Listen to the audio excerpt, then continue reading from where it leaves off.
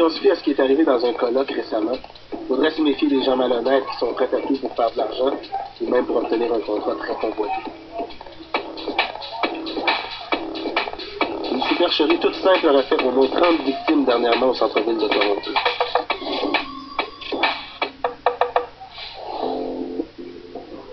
Et ce serait aussi arrivé à Montréal, à un homme d'affaires prospère. Disons qu'il s'appelait Gilles. Il était président d'une compagnie d'import-export très florissante. Tout allait très bien côté business. Jusqu'au jour où il s'est fait avoir sans jamais s'être douté de quoi que ce soit. Ce jour-là, il rencontrait un autre homme d'affaires pour négocier une entente de collaboration entre leurs deux entreprises. Gilles s'était renseigné sur l'autre gars. Ses entreprises étaient de plus en plus cotées et il faisait beaucoup d'acquisitions. Il rachetait toutes sortes de compagnies. Il était devenu un joueur important dans le milieu en seulement quelques mois. Le jeune entrepreneur connaissait bien son affaire. Il faisait de bonnes propositions. Mais il parlait un peu trop. Il avait un petit penchant pour l'alcool. Il offrait un verre à Gilles à chaque point négocié. L'autre gars voulait que l'entente soit signée le plus tôt possible. Sinon, il serait obligé d'envisager un autre collaborateur.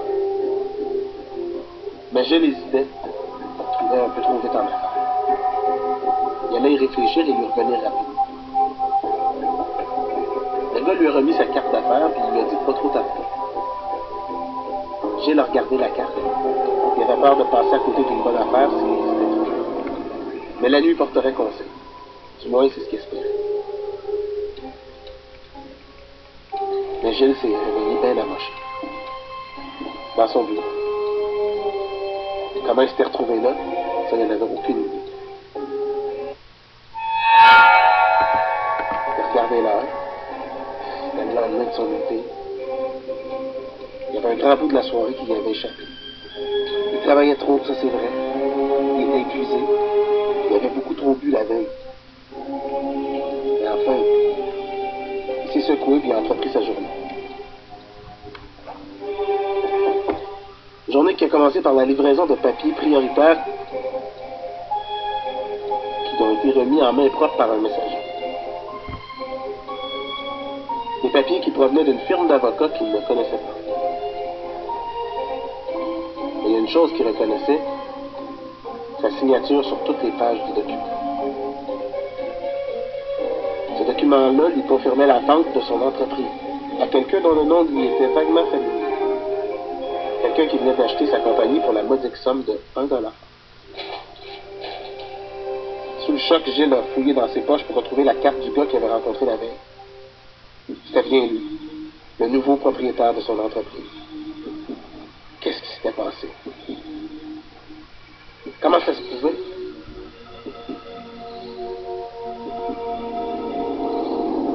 Subitement, il s'est effondré. Mais pas sur le coup d'émotion, non.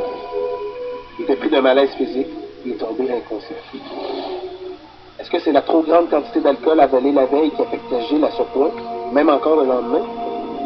L'autre homme d'affaires avait probablement saoulé Gilles pour le convaincre de signer une entente qu'il n'aurait jamais acceptée sinon. Il y avait peut-être même de la drogue dans son verre. De la drogue, il y en avait, mais pas dans le verre de Gilles. Non, c'était plutôt la carte d'affaires qui en était imbibée. Gilles avait absorbé un produit semblable à la drogue du viol, mais qui gardait sa victime suffisamment alerte pour lui permettre de poser des gestes simples, comme signer tous les contrats qu'on lui présente. Gestes dont il ne conserverait aucun souvenir.